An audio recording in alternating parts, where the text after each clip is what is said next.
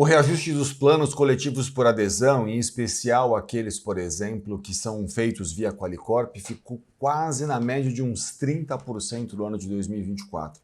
Mas a questão é, como é que será que funciona esse reajuste da Qualicorp? Será que isso é assim mesmo? Será que a ANS autorizou esse percentual? O que fazer diante de situações como essa? Eu vou explicar para vocês agora. Muito prazer, eu sou Elton Fernandes, eu sou advogado especialista em plano de saúde, eu sou professor de Direito em cursos de pós-graduação e autor do livro Manual do Direito da Saúde Suplementar, lançado ainda no ano de 2024. Eu estou aqui para tentar desmistificar e ajudar vocês a compreender as principais regras do setor de planos de saúde.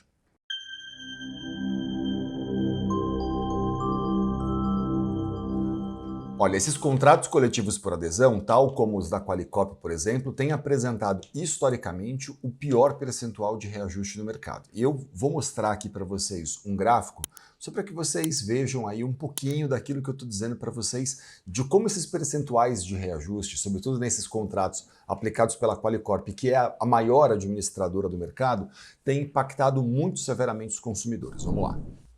A minha pergunta para vocês seria o seguinte: uma pessoa que contratou um plano de saúde por R$ 500 no ano de 2017, quanto ela estaria pagando hoje se lá em 2017 ela tivesse a opção, por exemplo, em 2017, de ter optado por 3 tipos de contratos diferentes, pelos planos individuais ou familiares, pelos planos coletivos empresariais ou por um plano coletivo por adesão? Vamos lá.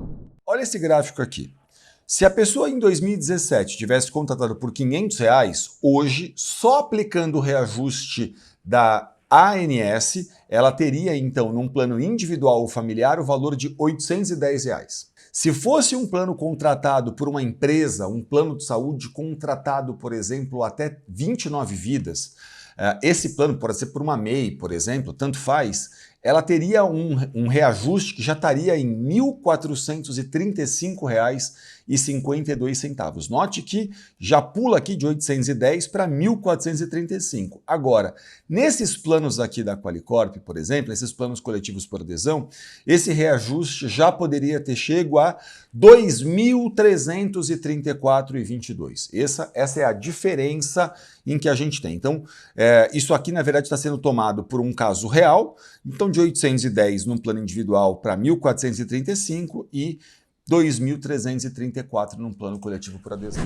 Bom, o que acontece na prática então? Na prática a gente está vendo que um contrato feito via uma administradora de benefício, por exemplo, ele apresenta o pior índice de reajuste do mercado. Historicamente tem sido assim. A gente tem percebido que o pior índice de contrato de reajuste do mercado tem sido nesses contratos feitos via uma administradora de benefício. E aí, nessa situação toda, muitas vezes o consumidor recebe até correspondência dizendo assim: a ANS autorizou que eu aplicasse esse percentual de reajuste. Eu preciso esclarecer uma questão aqui para vocês muito importante. Não é que a ANS auditou, que ela analisou isso tudo. Não é verdade. A ANS, que é a Agência Nacional de Saúde Suplementar, ela não audita e não analisa o percentual que uma administradora de benefício, por exemplo, vai aplicar nesse contrato. Ela não faz isso. O que ela faz? Ela pede que a administradora de benefício a comunique do percentual de reajuste e, uma vez que ela seja comunicada, está autorizada a aplicação. Então, a autorização da ANS, nesse caso, não decorre dela ter analisado isso, não decorre dela ter auditado, decorre simplesmente do comunicado que a administradora de benefício faz e, consequentemente, faz com que a administradora de benefício possa aplicar esse percentual de reajuste a toda a massa de beneficiários. A gente está vendo, então, aqui, por exemplo, que contratar um plano via coletivo por adesão pode ser um problema, né? Ele pode ser uma dificuldade que os consumidores podem ter no longo prazo. Eu costumo dizer, um plano coletivo por adesão, em geral, ele tem ali uma particularidade que é o fato de que ele reajusta muito mais. Ele tem uma segurança, tá? Em um aspecto ele é um pouco mais seguro. Por quê? Porque esse contrato do plano coletivo por adesão, ele não pode ser encerrado pela operadora, salvo se ela encerrar o de todo mundo que está dentro daquele contrato. A operadora não pode chegar e dizer assim, eu não quero mais você nesse plano de saúde. Você, sei lá, você me processou ou você reclama muito e eu não quero que você continue nesse plano de saúde. Ela não pode fazer isso. Ela só poderia, nessa hipótese, cancelar o contrato de todos os beneficiários. Então, assim, todo mundo que tem um plano de saúde, que é advogado, que tem um plano de saúde via a OAB, né, a CASP, como a gente fala, né, que é da OAB, via uma administradora de benefício com a operadora de plano de saúde, todos os advogados vão perder o contrato de plano de saúde. Nessa situação, competiria a cada consumidor discutir que o contrato foi cancelado, mas ela não pode ir lá e cancelar o plano de um ou de outro. Isso é absolutamente legal, eu quero dar essa tranquilidade a vocês, ok? Mas a gente falando aqui do percentual de reajuste, a gente percebe que esse é um percentual de reajuste expressivo, muito diferente do índice ANS. E aí chama atenção. Chama atenção porque dentro das aulas que eu dou na pós-graduação, como eu disse para vocês, eu sou professor da matéria em cursos de pós-graduação, eu tenho dito o seguinte, vejam como é essa questão. Se a ANS, se a Agência Nacional de Saúde Suplementar, ela toma em consideração tudo que os consumidores usaram e pagaram num plano individual ou familiar, e ela chega, por exemplo, num percentual de reajuste de 6,91%, como foi em 2024 para os planos individuais ou familiares, eu perguntaria, por que nos planos coletivos por adesão essa conta é tão diferente? Essa conta é tão desequilibrada? Bom, ao bem da verdade, eles deveriam sempre mostrar, né, abrir as contas e provar, então, que essa conta que eles fizeram está certa. Eles deveriam abrir as contas para todo mundo e falar o seguinte, deixar isso público, o número público e dizer, olha, o que todo mundo pagou foi isso, o que todo mundo utilizou foi isso, o conceito de sinistralidade que eu estou aplicando aqui é esse, logo, preciso abrir essa conta para todo mundo e deixar claro, eu preciso efetivamente de um percentual de 25, 29, 35% de reajuste, como a gente sabe que tem sido aplicado muitas vezes nesses contratos. Mas ela não faz isso. A administradora de benefício não faz isso. E aí, quando ela não faz isso? Olha, quando ela não faz isso, ela tira de mim o direito de ter acesso a uma informação adequada, clara, uma informação, no final de contas, que me diz respeito, porque eu estou sofrendo um reajuste sendo impactado por uma suposta sinistralidade, por um suposto uso do grupo, sem que me seja claro a razão pela qual esse percentual de reajuste é tão elevado, sobretudo se comparado com o índice ANS. E aí, bem porque isso tem acontecido, o que a gente começa a ver, e eu explico para os advogados, para os alunos dentro do curso de pós-graduação. A gente começa a ver que a justiça, já há muitos anos isso tem ocorrido, a justiça muitas vezes determina a revisão dos percentuais de reajuste que foram aplicados nesse contrato. Por quê? Porque ela olha e fala, olha, ou você prova para mim que esse percentual de reajuste de 29%, de 30%, ele foi necessário ao caso, ou eu vou determinar a substituição desse percentual de reajuste por um outro. A justiça não quer desequilibrar o contrato, mas ela também não pode permitir, claro, que um consumidor seja prejudicado por um desequilíbrio onerado em demasia em prol do lucro de alguém. Ela não pode permitir esse tipo de questão. E aí a justiça pode fazer o quê?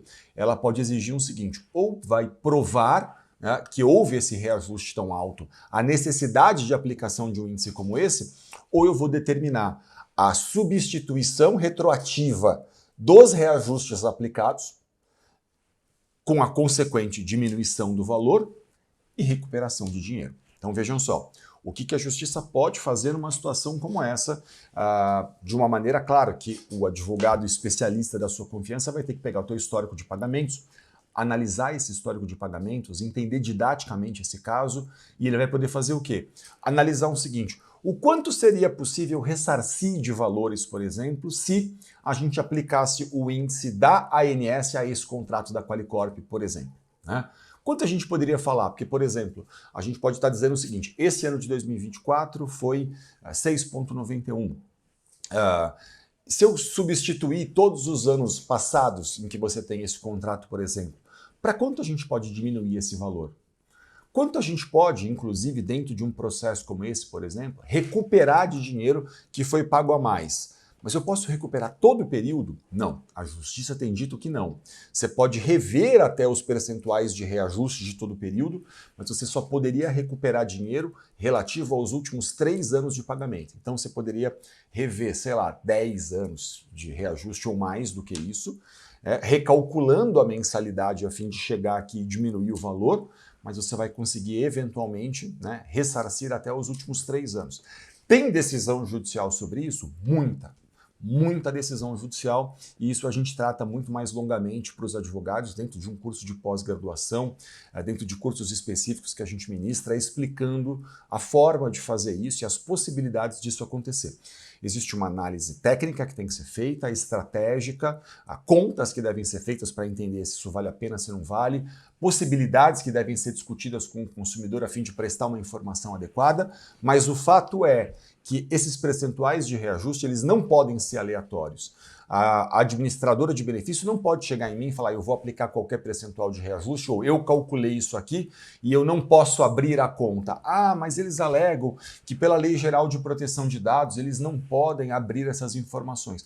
Isso não é verdade, porque dentro de um processo judicial, por exemplo, esse critério de LGPD sequer é aplicável, já que a LGPD faz desde logo uma exceção dizendo que se questionado judicialmente algo, a justiça pode pedir a exibição desses documentos sem nenhum problema. Então, o que fica aqui é o seguinte, contratar um plano de saúde via uma administradora de benefício, ele parece interessante e pode ser bom por alguns aspectos, né? Porque em geral, eu tenho planos nacionais, eu tenho rede credenciada de mais qualidade, eu tenho percentuais de reembolso que podem ser interessantes, eu tenho empresas que soam como mais confiáveis no mercado, e tudo isso é verdade sim, mas ele tem um prejuízo também, que são esses percentuais de reajuste elevado. E aí, eventualmente, vai ser a hora de você sentar com um advogado da sua confiança, um profissional especialista, experiente no tema, a fim de poder fazer essa análise e entender se na particularidade, se no seu caso, é possível fazer algo. É possível, por exemplo, rever ali os percentuais de reajuste, ou até, eventualmente, esse profissional orientar você a fim de que você possa aí discutir portabilidade do plano de saúde. E aqui no canal eu tenho orgulho de dizer que há muitos anos eu tenho vídeos de muita qualidade falando sobre portabilidade. Não deixe de falar com um advogado especialista em plano de saúde da sua confiança, a fim de que você possa obter a melhor orientação ao seu caso. E eu sou Elton Fernandes, eu sou professor de Direito, lido com isso no cotidiano, tenho aqui o canal explicando para vocês esses direitos, essas informações todas, e para mim é sempre um grande prazer poder contribuir. Saúde, muito sucesso para você e um grande abraço.